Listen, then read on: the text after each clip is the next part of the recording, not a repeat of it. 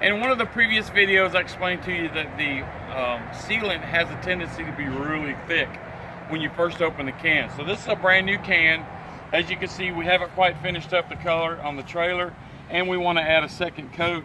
So I'm going to open this up and show you what it looks like.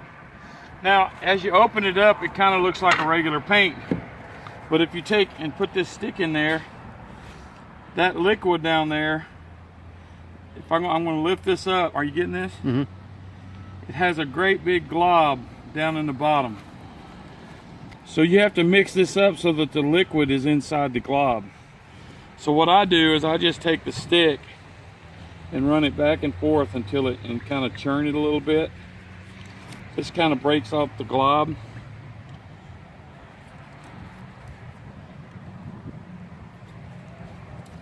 Because I want to get it to where I can mix it without it splashing out.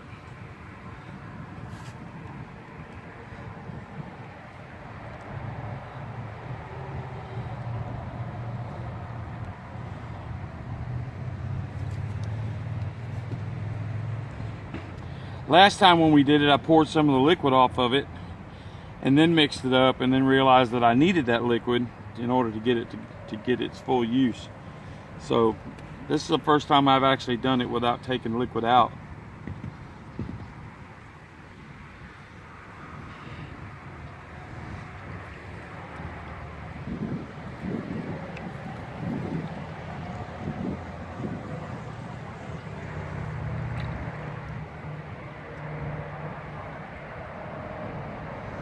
And again, it's also somewhat of a cool day. I'm not going to say cold. It's probably in the mid-70s. And if it was summertime, this probably would be a little better. And I ought to be using a paint mixer. But the problem with the paint mixer is it has a tendency to spread it around a little more than I want it to. And then again, how many people, everyday people, have a paint mixer that they can hook to their drill at home? That's kind of what I'm trying to do with this project, is do it so that somebody can do this at home without any special tools. Well, it's not working. I may have to pour off some liquid like I did last time so that I can mix it and then put the liquid back.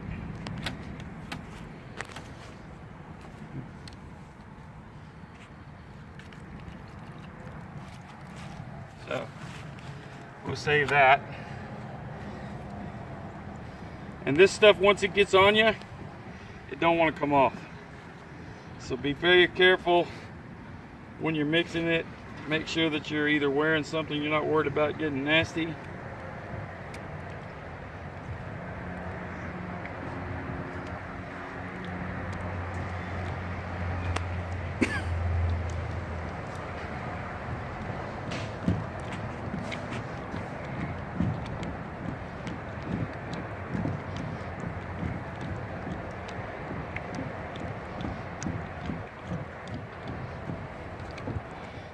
And you'll see where it's kind of going to get a little moldable.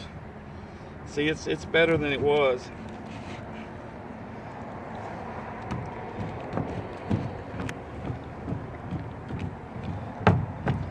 Let me put on a glove and roll that other back up in there. I get these nitrite gloves at Sam's Club. It's kind of like the same stuff they use at the doctor's office. It works really good. Keeping stuff off your hands.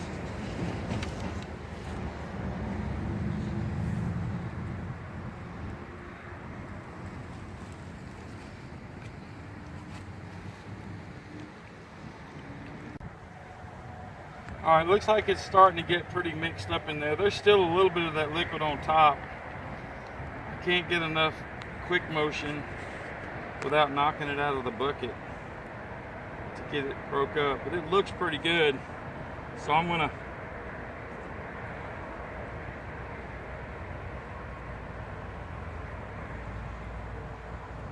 repaint this side over here anyway, so I'll just lay that down. down there. Now, as you can see, I broke my glove. So I'm going to take that off. Get me a new one. This stuff gets on you, it's on you.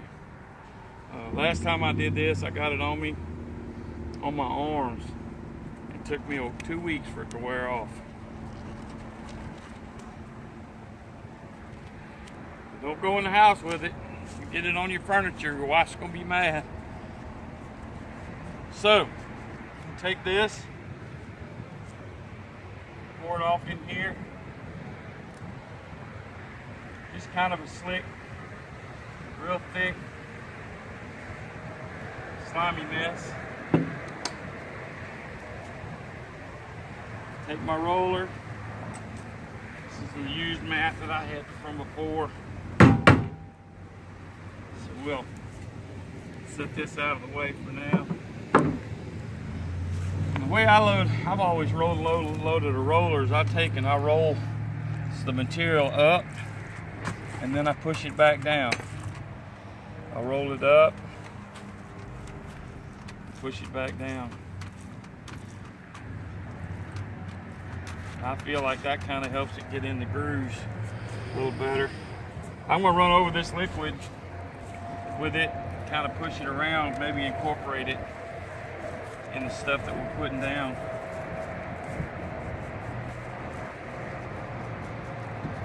My son, who is also our cameraman, did this first coat for me, and we were running low. So I told him just to make it go as far as he could, and he did. But there's certain places that have a little bit of, have some of the wood showing through. So that's one reason I decided to go ahead and put a second coat on, so that I could hide all of those.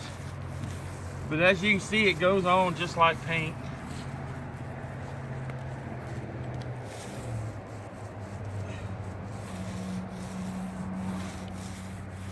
And I'm gonna, this time we did all of the rolling this way. So I got this roller tied to a stick, kind of like you'd use in your house when you're trying to reach up higher. So when we put the second coat on, I'm going to go at it from the other angle.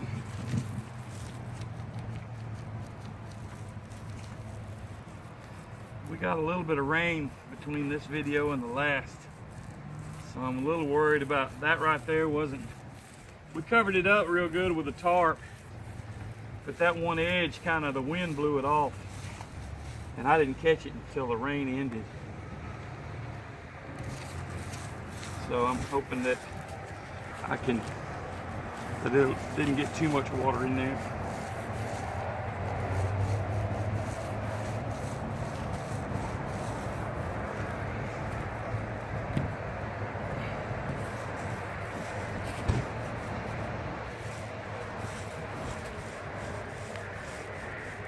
Okay, so that's the end of the first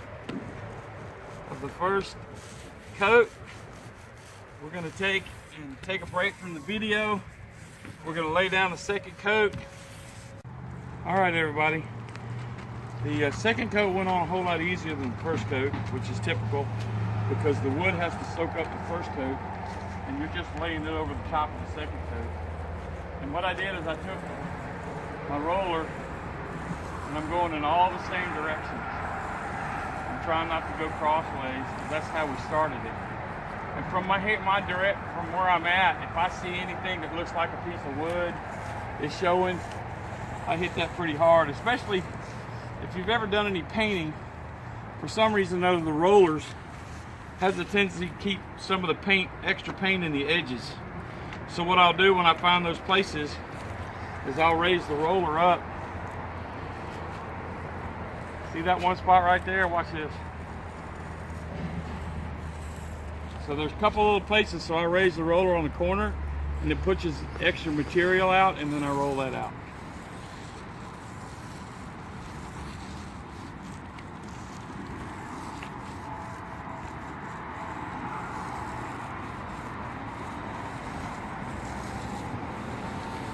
As you can see, it goes on pretty well.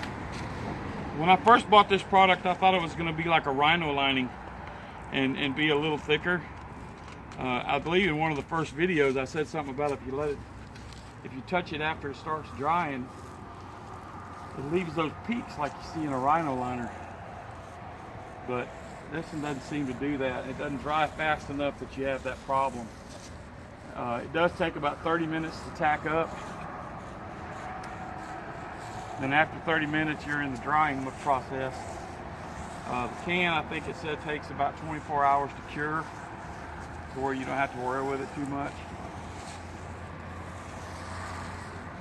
My intention, in a couple of the other videos that I've seen, they put carpeting down, but my wife and I don't like carpeting because when you track the dirt in, it kind of hangs up in the carpeting. So we're going to go with a linoleum floor. So rather than having to cut it around the furniture, my next step is going to be just to go ahead and roll out the linoleum on this flooring, and then I'll start assembling the walls. And what I did, since I'm doing it again, and I put that second coat just for safety's sake, I guess, for lack of a better term, and I get some of the material out of the roller as I'm rolling the edges, so that I get another coat on the edges. Anytime you're dealing with roads and road film and water that's going at, most of the time you're doing 65, 70 miles an hour with your trailer. So anytime you're doing that, you want as much protection as you can on your wood, because that's where your wood starts to rot.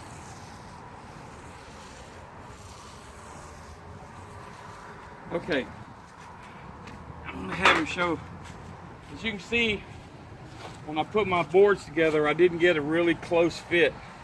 So there's a few gaps in between. So what I'm going to do to eliminate that issue before I put the flooring down is I'm going to lay a bead of silicone in all the cracks and rub it out flat, so that I know that I've got a good seal. Okay, at this point I'm ready to start with my flooring, and as soon as my flooring's done, I'll be able to get started with starting up with the walls. So I want to thank everybody for watching the videos. Please subscribe to my channel. If you'll hit that little bell down at the bottom, it'll notify you every time I put a new video up. Again, this is just a project I started. I wanted to know if anybody could build a camper. I watched a lot of YouTube videos, and this is going to be my addition to how to build a camper. Thank y'all very much. Have a great day.